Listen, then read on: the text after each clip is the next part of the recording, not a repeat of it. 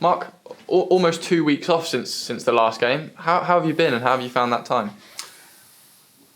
It's been good, I think. I think we've managed, or what we've tried to do is get all the players really freshened up and back to top physical condition. So yeah, it's been a good chance to reflect, to refocus, to reboot, and hopefully we have a really fresh, energetic performance against Port Vale. It's quite rare, isn't it? Sorry, to have that Saturday off. And did you do anything with the Saturday? We gave the players the weekend off. We trained hard last week in terms of specifically individually what they needed. We gave them a weekend off. It's not very often they get a weekend off, so we've let them do that, and then we've trained really hard again this week. So we're looking forward to the game. And not long at all since you went to Port Vale, a hard-earned point that night, and they came out of the blocks fast, didn't they? They played very well on the night, yeah. They've got some good players, Worrell, Rodney, Pope, Hurst, Joyce, Conlon. They've got a lot of good players, so we know that, like I say every week, we have to be aware of the opposition strengths because they have them. But we've got to focus on what we do and try and do it well. And in terms of that, focusing on yourself, if Port Vale try and come at you quickly again like they did at Vale Park, is it a case of hoping they don't or knowing how to stop it this time? They can only come at you quickly if they have enough of the ball.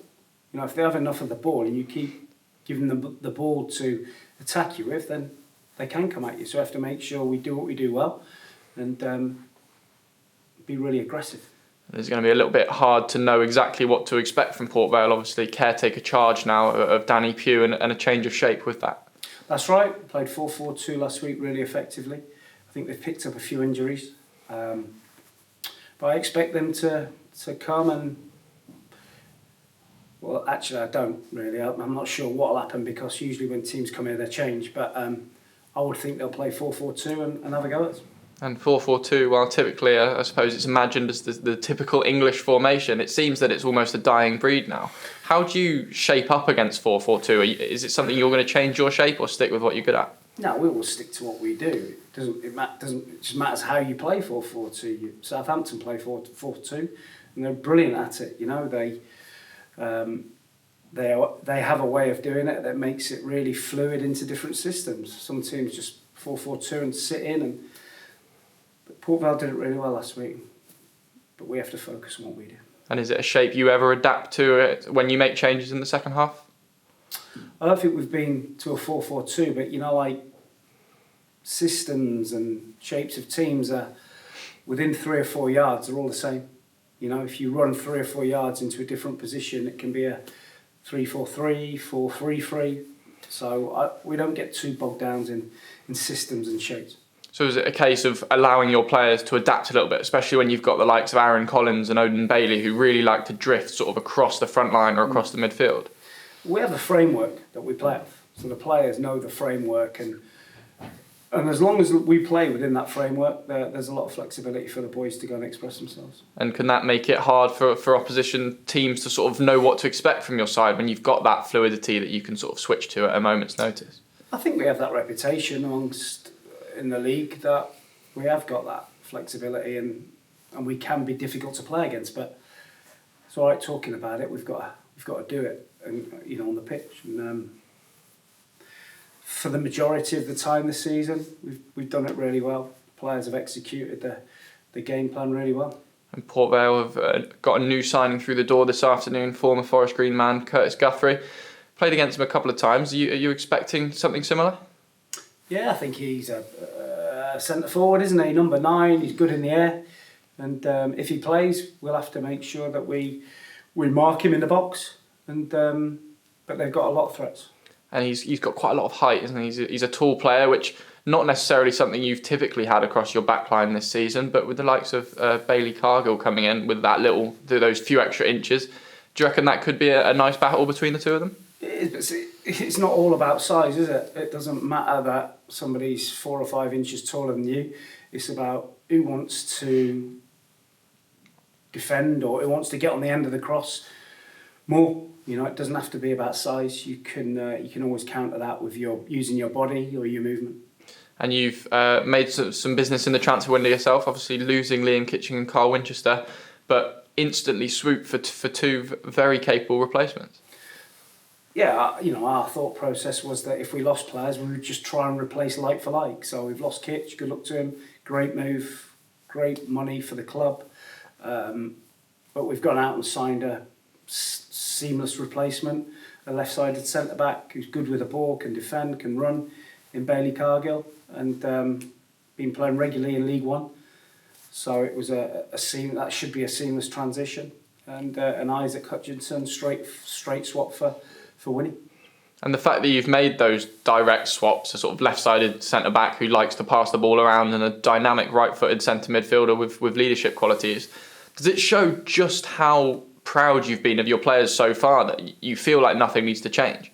No, I trust the players, of course. Listen, at times you get it wrong and we play bad, but we don't mean to, but on the whole they've been great. And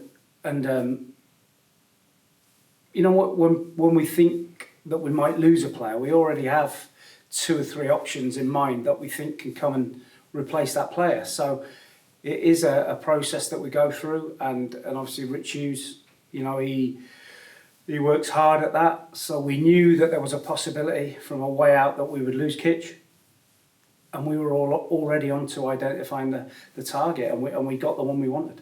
And I suppose it allows you to just freshen the group as well, doesn't it? A few new faces and a little bit more competition. That's right. We have a really tight-knit, small squad. We've probably got 16, 17, 18 outfield players that I think can help the group at the moment. And they're all going to get a chance to play with the amount of games we've got coming up. And a word on the COVID restrictions now. Obviously, testing twice a week.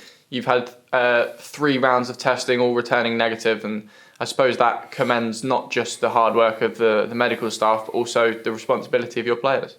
That's it. We're trying to do everything we can to limit any outbreak, and it's just frustrating when you see how hard we work. And I'm not saying that it's perfect, but the EFL impose a suspended fine on clubs that are not doing it right. What deterrent is there?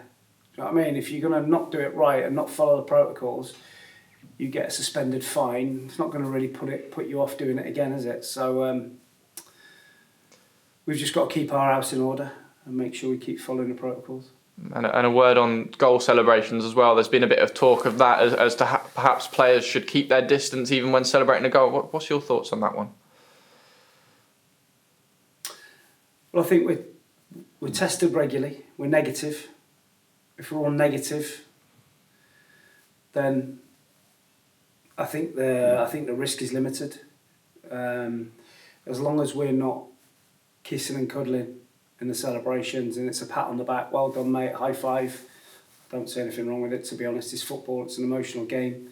And like I say, if we weren't testing and it was part-time and people were going to work, but we see more of each other and the players than we do our families. So we're in our own little bubble and very little risk of anything happening. And finally, the players are fresh. The stage is set behind me. Ready for a Saturday back at the Innocent New Lawn and ready to go and pick up those 3 points. That's the aim. That's the aim. And 25 games to go. We need to kick on now. And we need to put our foot to the floor and kick on and get some points on the board.